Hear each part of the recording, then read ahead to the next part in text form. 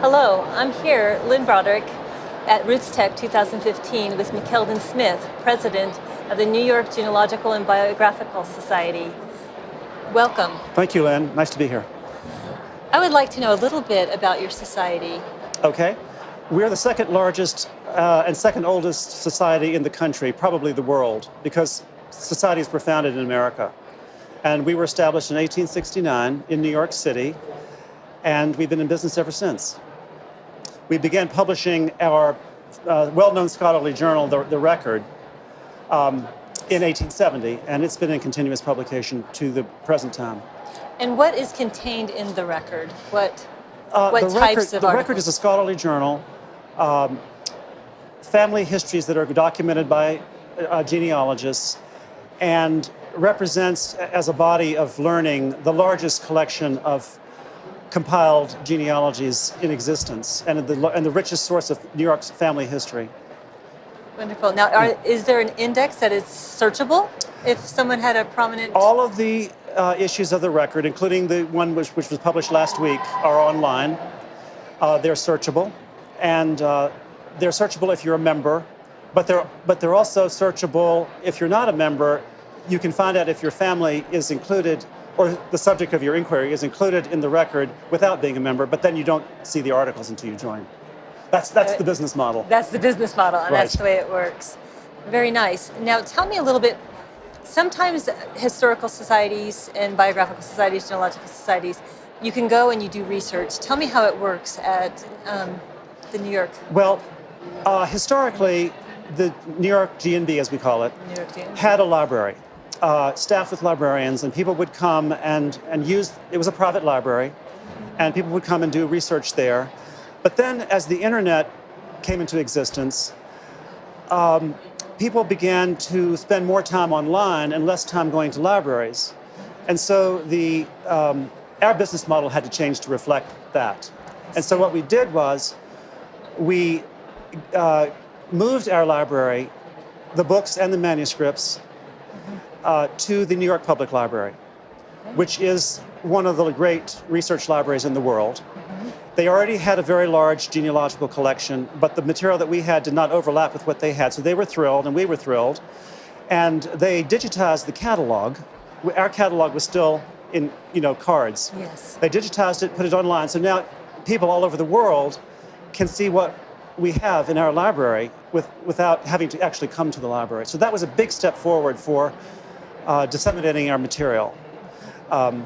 It also got us out of the business of having to hire and pay and librarian staff and house the collection, which was important to our new model.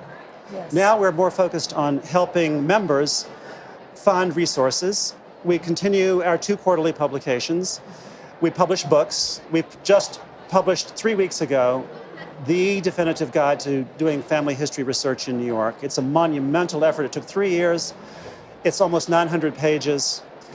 It weighs 3.8 pounds. And when people ask me how much it costs, I tell them it's $1.25 an ounce. And then they learn how many ounces it is. It truly is. But really, if you're going to be serious about doing New York family history in a real way, you would be silly not to acquire a copy of this book or have access to it at a library. That's wonderful. There's no book like this in existence for any state in the Union.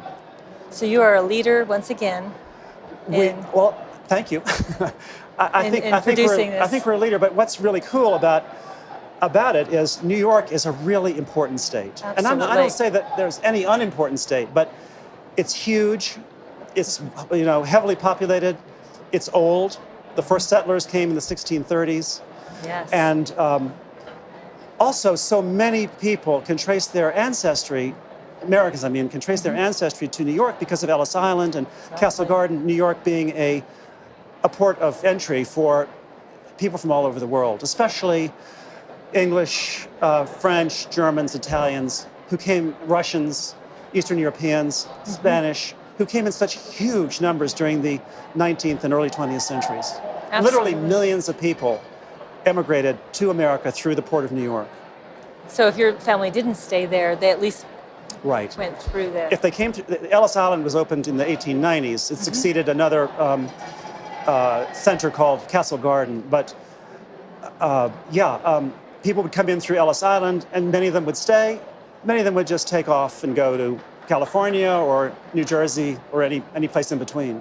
Right. But they entered through Ellis Island. There's a record of their entry.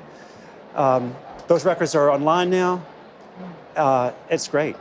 It's wonderful. Now you also, you've partnered recently with Find My Past. Yes. Tell us about that partnership and what the relationship will be. The partnership with Find My Past is a big leap forward for the G&B. I think when historians look back on the history of the G&B, they'll say, 2015, the partnership with Find My Past was a breakthrough event. For our members, the benefits are that our electronic library, which is quite large and includes all the back issues of the record, right, will move to Find My Past, which has an extremely sophisticated search engine. Far more sophisticated, frankly, than the one we currently offer our members. So our members will notice an immediate increase in utility of the e-library. Not just the record, but all the other stuff that we have on it. And members will automatically, when we go live with this, which will be in about 6 months, 4 to 6 months, in that time frame, right, they will have, as part of their membership benefits, access to the U.S. record collections of Find My Past, which more than doubles the value instantly of the money they've paid for their membership. And Find My Past benefits because they are able to offer their members access to our collection. Yes. And they are, they're quite ambitious about building a strong American presence. They are really committed for the long term. They seem to have deep pockets and are able to make this kind of investment. So this is a win-win for both. And I think because it is a real win-win, it's going to have business legs. I was going to say, and it's a win-win for those who are members, right, because of all of that they do. Right. So everyone benefits. Yeah. It's a slight business risk for us because, of course, there'll be people who decide that they already have a Find My Past membership. They don't need to belong to the G&B. But their subscriber base is limited. Ours is even more limited. And so, gosh, there's millions of people out there who are potential customers for Find My Past and the G&B now. And the reality is we have so many who are new, right, and they're learning, or they will learn the benefit of our societies. Right. And so I'm glad that there's going to be more exposure, right, for the G&B, right, actually. Now you have one other publication that you use. It is the New York Researcher. The New York Researcher is a magazine, also quarterly. It differs from the Record in that it's more sort of popular, it's more informal. It features tips on how to use new websites. It alerts members when there's new online material from New York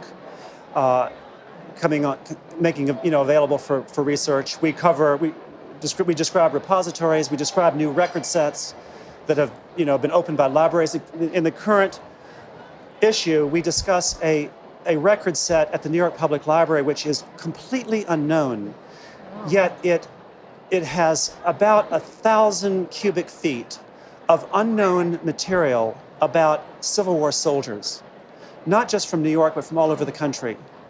It has a very unsexy name. It's called the U.S. Sanitary Commission Records. Oh, I see. But thousands and thousands of Northerners wrote to the Sanitary Commission during the Civil War with detailed descriptions of their soldier family members who were serving, asking if they knew where they were, if they were dead or alive, and provided all kinds of genealogically relevant information.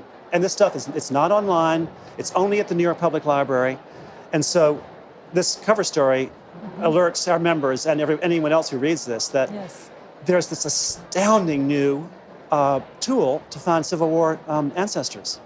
Now we're just about out of time, and I know that the G&B also offers trips to archives for their members, and there's webinars periodically or lectures that are taped. How can a person find out more about the New York G&B? Well, our website is newyorkfamilyhistory.org. newyorkfamilyhistory.org. Not hard to remember. All of our events are in the calendar there. We offer 2 very significant trips.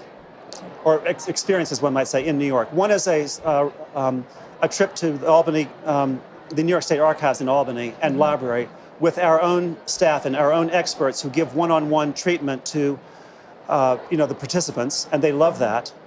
And the second thing is we have a conference in September. Very nice. Yeah. In Syracuse, upstate New York. And Well, all that information is on the website.